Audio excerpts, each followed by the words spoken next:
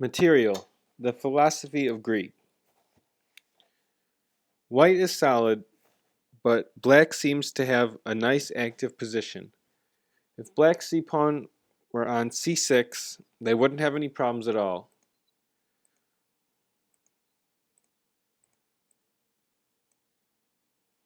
But since the pawn is still on c7, that gives white the chance to embrace their inner greed and claim a material imbalance. Bishop takes b7.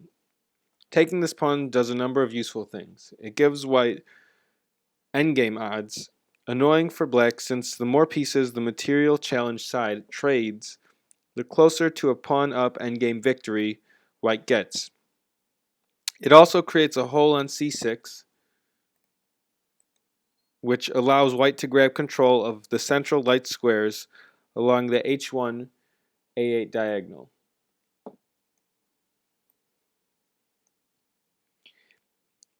Bishop takes b7 also places great psychological pressure on black, who now has to get something going in an effort to justify the lost pawn. King to h8. Black would love to take advantage of the wandering white bishop, but nothing works. c6, queen to c4 check, picks up the c6 pawn.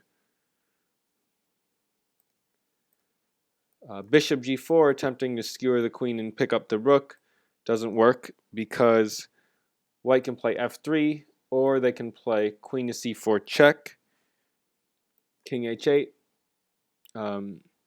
bishop c6 is one option. Another option is rook d4 because this hits the bishop, but also after bishop takes d4, queen takes d4 check. Now if the queen blocks, then the queen picks up this bishop. Or if king to g8, bishop d5 check picks up a rook, and after bishop takes, queen takes, bishop takes, king takes, at least white is up material. I'll probably grab this pawn too, but after the other alternative, bishop to c6, queen to f5, rook to d2. White is intending f2 to f4, and black doesn't have enough compensation for the lost pawn. And now white is very much